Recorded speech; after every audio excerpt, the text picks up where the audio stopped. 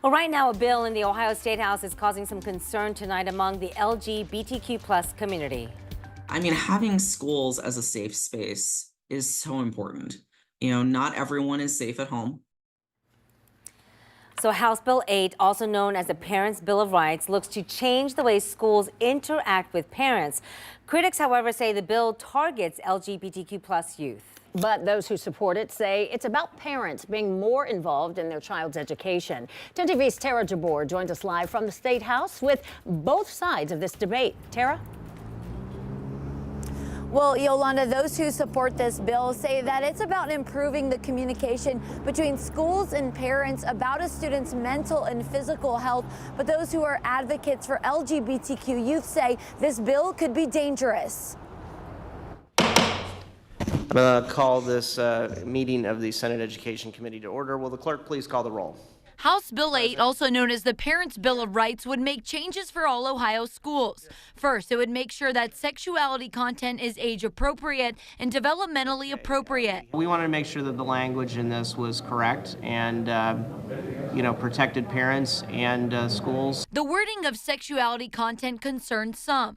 Dwayne Stewart, the executive director of Equality Ohio, says this bill reminds him of the Don't Say Gay bill in Florida. What ends up happening is just an immediate erasure of LGBTQ people, their families. If passed, it would also notify parents of any change in student services like counseling or anything to do with physical or mental health.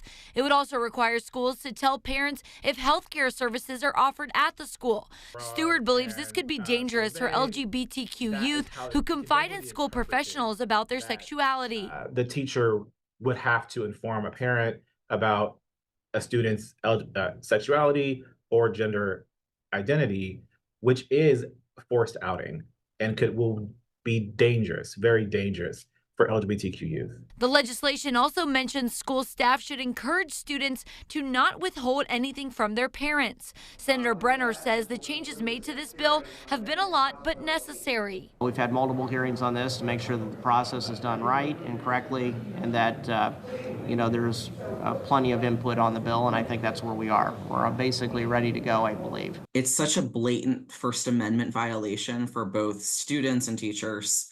And this is what our legislature is choosing to spend their time on. If it doesn't pass next week through both the Senate and House, then lawmakers will have to start over next year. We will see what happens between now and next week. And we'll, of course, keep you updated on this legislation as lawmakers wrap up their year next week. Reporting live from the State House, Tara Jabor, 10 TV News. All right. Thank you, Tara.